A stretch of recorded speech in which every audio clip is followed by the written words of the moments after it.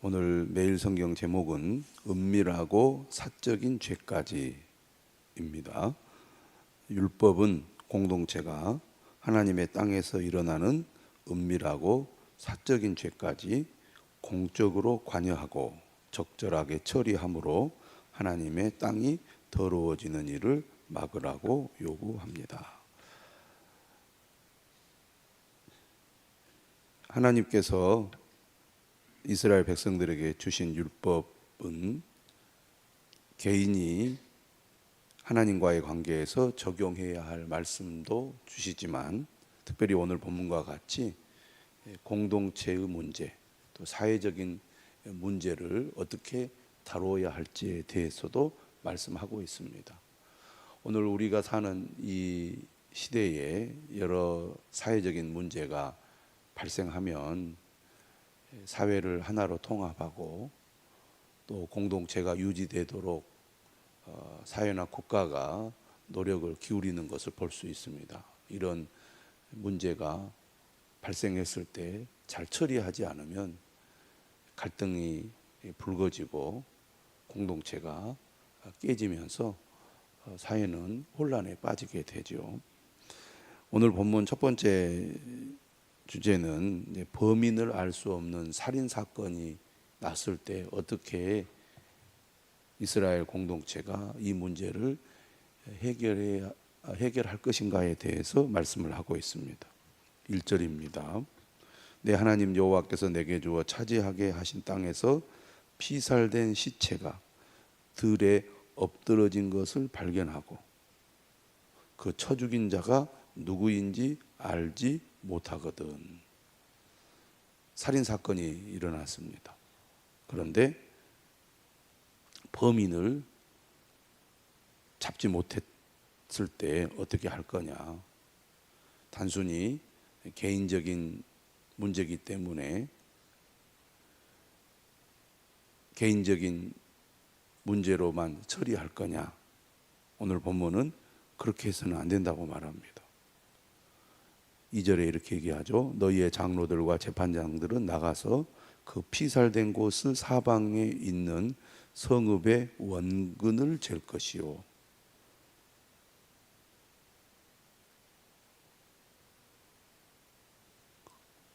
피살 사건 현장을 잘 보존하고 또 그곳에서 가장 가까운 곳에서부터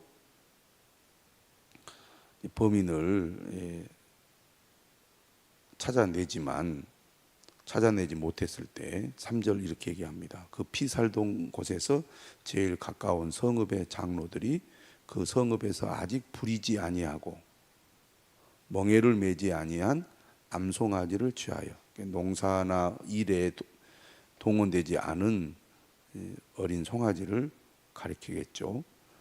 그 성읍의 장로들이 물이 항상 흐르고 갈지도 않고 씨를 뿌린 일도 없는 골짜기로 그 송아지를 끌고 가서 그 골짜기에서 그 송아지의 목을 꺾을 것이요. 깨끗한 곳에 가서 그 송아지를 잡으라는 얘기입니다. 죽이라는 얘기죠. 레위 자손 제사장들도 그리로 갈지니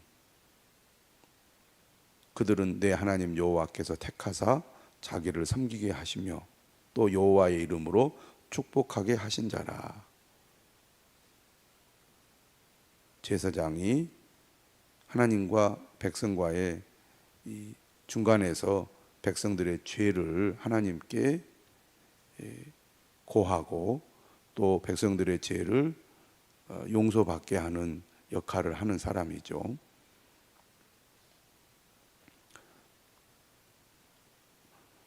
또 그들은 내 하나님 여호와께서 택하사 자기를 섬기게 하시며 또 여호와의 이름으로 축복하게 하신 자라. 모든 소송과 모든 투쟁이 그들의 말대로 판결될 것이니라. 여기서 제사장들이 판결하도록 그렇게 말씀을 하고 있습니다. 그 피살된 곳에서 제일 가까운 성읍의 모든 장로들은 그 골짜기에서 목을 꺾은 암송아지 위에 손을 씻으며 말하기를 우리의 손이 이 피를 흘리지 아니하였고 우리의 눈이 이것을 보지도 못하였나이다. 그러니까 우리 중에 아무도 이 피살자를 살해하거나 또 이 피살자에게 잘못한 것이 없다고 하나님 앞에 고백하는 것입니다. 그리고 나서 이제 죽인 자도 보지 못했다 이렇게 얘기하는 겁니다. 그리고 나서 8절 여호와여 주께서 속량하신 주의 백성 이스라엘을 사하시고 무죄한 피를 주의 백성 이스라엘 중에 머물러 두지 마옵소서. 살인 사건이 벌어졌다는 것은 피를 흘린 큰 죄를 범했기 때문에 그것이 그 지역에서 일어난 범죄이기 때문에 그 땅 전체가 범죄로 말미암아 더럽혀진 거잖아요. 그런데 이런 속죄 제사를 통하여 그 땅이 그리고 의심받는 모든 사람들이 하나님 앞에 정결함을 또 죄가 없음을 밝히는 이런 의식을 행하는 겁니다. 이렇게 하나님 앞에 속죄를 드리면 그 피 흘린 죄가 사함을 받으리니 너는 이와 같이 여호와께서 보시기에 정직한 일을 행하여 무죄한 자의 피 흘린 죄를 너희 중에서 제할지니라. 살인 사건, 다시 말하면 범인을 잡지 못한 살인 사건을 어떻게 처리할 것인가? 첫째는 살해당한 자의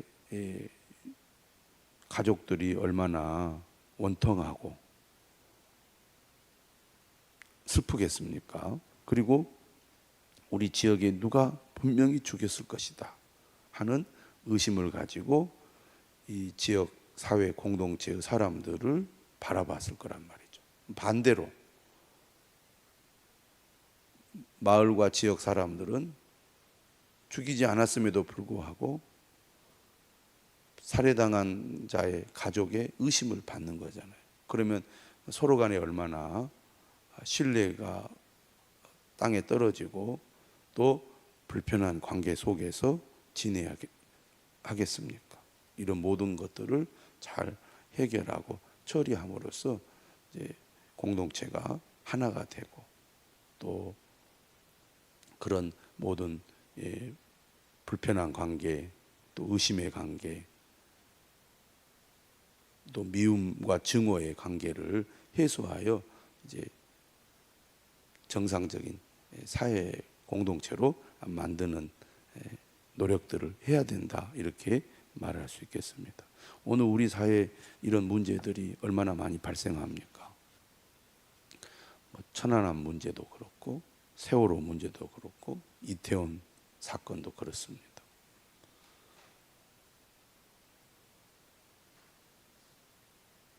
억울한 죽음이 있을 때 이것을 잘 감싸 안고 국민들이나 또 직접 피해를 당한 사람들을 위로하고 그들을 감싸주지 않으면 오랫동안 이런 고통을 사람들이 겪게 됩니다. 제주도 4.3 문제도 마찬가지죠. 억울하게 죽임을 당한 사람들을 위로하고 감싸 안음으로써 사회의 공동체를 회복하는 노력을 기울여야 한다는 말씀이라고 하겠습니다. 두 번째 본문은 이제 여자 포로를 아내로 삼는 규정에 관한 말씀입니다. 고대 사회에서 전쟁이 벌어지면 진멸을 하거나 또 전리품을 획득해 가지고 오는데 그 전리품 중에 하나가 여자들입니다. 전쟁이 일어나면 약한 자들은 엄청난 고통과 또 피해를 당하게 되죠. 지금도 마찬가지입니다. 이 시대에도 전쟁이 일어나면 약한 자들은 엄청난 피해를 당하고 있습니다. 고대 사회는 더더욱 그러지 않았겠습니까? 물론 같은 민족, 같은 나라 사람들끼리도 서로의 생명 그리고 서로의 인격, 권리를 귀하게 여겨야 하는 것은 당연합니다만, 힘이 있는 사람은 자신의 힘을 가지고 힘이 없는 자들을 무시하거나 짓밟거나 또 폭력을 행함으로써 자기의 욕심을 채우는 일들이 빈번하게 있었을 것입니다.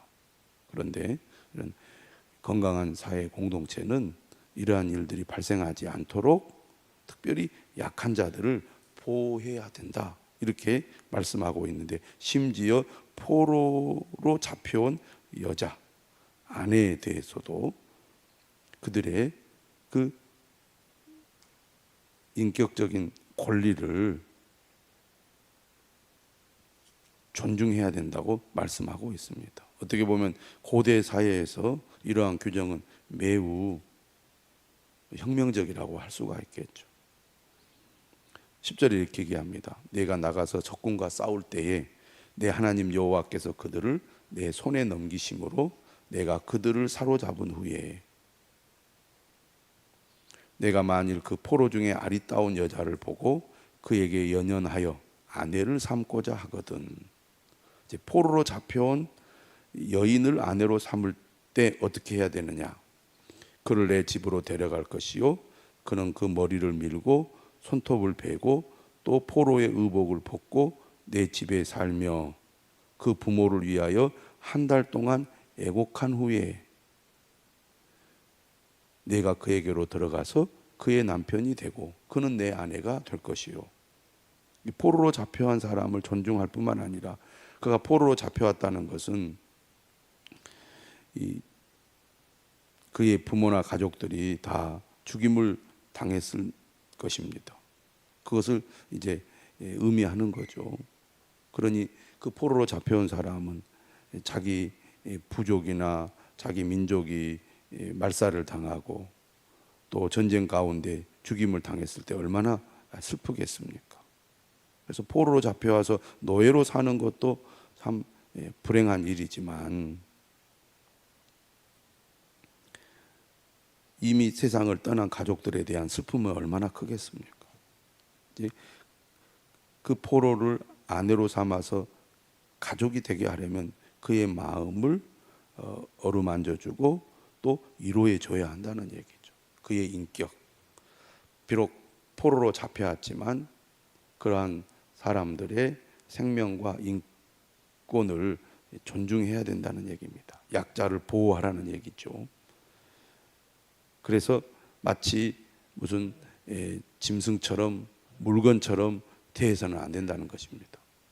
그래서 14절에도 뭐라고 얘기하냐면, 그 후에 내가 그를 기뻐하지 아니하거든 그의 마음대로 가게 하고, 결코 돈을 받고 팔지 말지라. 아내였기 때문에 그래서는 안 된다는 거죠. 내가 그를 욕보였은즉 종으로 여기지 말지니라.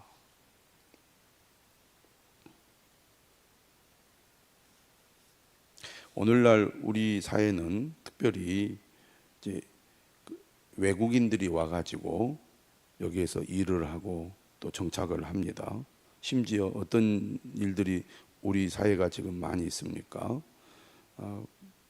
이 땅에서 결혼을 못하니까 동남아시아에 있는 가난한 여성들을 아내로 삼습니다. 그런데 이런 가운데 여러 가지 사회적인 문제가 많이 발생하죠. 가정폭력부터 해서 생명과 인격을 무시하고 학대하는 일들도 일어납니다. 지금 이 시대에도 이런 문제들이 많이 발생하고 있지 않습니까? 그런데 수천 년 전 고대 사회에서는 얼마나 더 심했겠습니까? 비록 가난하고 힘이 없고 약한 자라 할지라도 그의 생명, 그의 인격, 그의 권리를 존중히 여기고 자신이 가지고 있는 힘을 가지고 약한 자를 학대하거나 또 괴롭히거나 착취하거나 그렇게 해서는 결코 안 된다는 것입니다. 오늘 우리 주변에 이처럼 힘이 없는 약자들이 많이 있습니다. 특별히 외국인들이죠.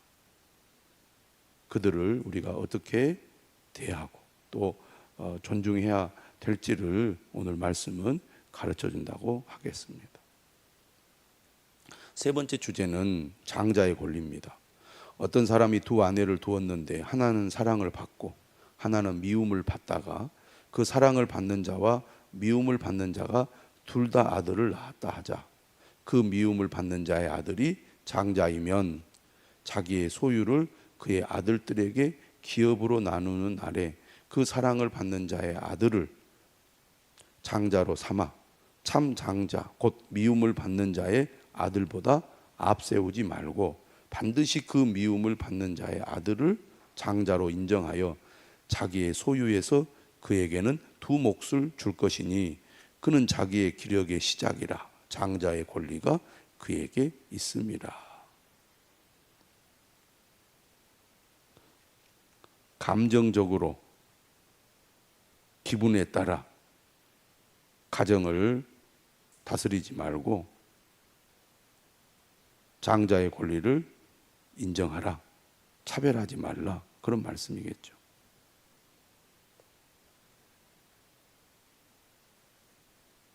오늘 우리 사회도 가정의 질서나 권리가 법적으로 보장되어 있지 않습니까? 각자 알아서 네 마음대로 하라 이게 아니라 사회의 어떤 통념에 따라서 또 관례에 따라서 질서가 세워져 있고 법적으로 보호를 해서 이처럼 억울한 일이 발생하지 않도록 하고 있습니다. 이러한 권리들을 존중하라는 말씀이라고 하겠죠. 사회 문제, 가정 문제가 전체 이스라엘 민족 공동체 입장에서는 단순히 개인적인 문제로 치부할 것이 아니라 사회 공동체가 가정의 문제까지도 질서를 세워서 하나님의 말씀을 따라 바르게 세워질 수 있도록 책임을 가져야 한다는 것입니다.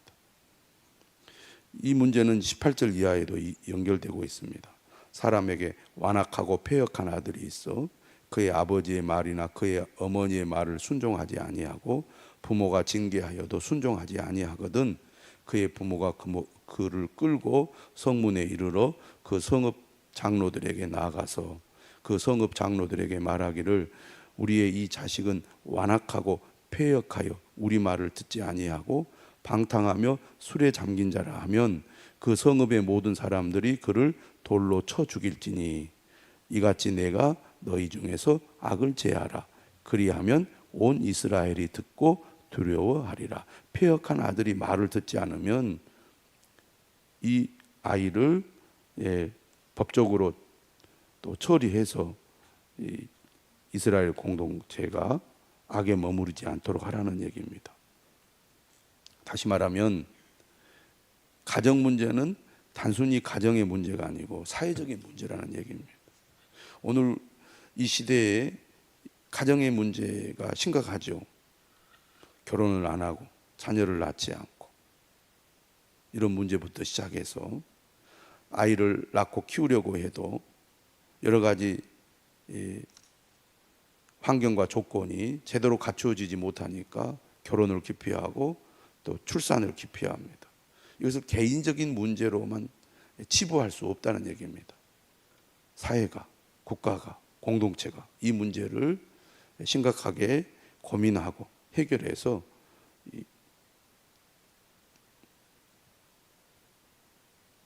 문제를 해결할 수 있도록 애를 써야 한다는 얘기입니다. 또 자녀를 양육하면서 어려움을 겪는 경우들이 있습니다. 문제아들이 있는 거죠. 이 문제아들을 해결하는 것도 개인 부모가 모든 것을 다 책임질 수 없는 경우들이 많이 있습니다. 그러면 사회가, 국가가 그 문제를 중요하게 여기고 해결해 가야 됩니다. 결국 가정의 문제가 사회 문제로 발전하게 되기 때문입니다. 이러한 문제들을 어떻게 처리할 거냐에 대한 말씀이라고 하겠습니다. 요즘 TV 프로그램에 보면 부부 문제 또 자녀 양육 문제에 대한 프로그램들이 있지 않습니까? 비슷한 어려움을 겪는 사람들은 또 그러한 프로그램을 보면서 우리 아이들 또 우리 가정의 문제를 어떻게 해결할 것인가 고민하게 될 것입니다. 자녀 문제를 방치하거나 또 가정의 문제를 방치하면 문제는 그 가정에 국한되지 않고 결국은 사회 문제로 그게 확대되기 때문에 하나님이 기뻐하는 건강한 공동체를 이루려면 가정의 문제도 그 공동체가 관심을 가지고 바른 방향으로 갈 수 있도록 도와야 한다는 말씀입니다. 특별히 오늘 우리가 읽은 본문은 사회 문제 또 가정의 문제를 단순히 어떤 개인적인 문제로만 취급할 것이 아니라 하나님의 말씀에 기초해서 공동체의 문제로 바라보고 또 우리 모두가 함께 고민하고 또 건강한 사회를 만들기 위해서 힘을 써야 한다는 것을 가르쳐 주고 있습니다. 또 이런 문제에 대해서 그리스도인들이 관심을 가지고 기도하고 또 협력하는 삶을 살아야 한다는 말씀이죠. 특별히 오늘 본문은 힘이 없는 사람들, 약자를 우리가 어떤 마음으로 대하고 또 보호할 것인가에 대해서 중요한 가르침을 주고 있습니다. 약한 자를 긍휼히 여기고 또 그들을 돕는 것이 하나님의 뜻이고 하나님의 마음입니다. 우리도 하나님의 심정을 가지고 또 세상을 바라보고 또 힘들고 어려움 가운데 있는 사람들을 또 돕는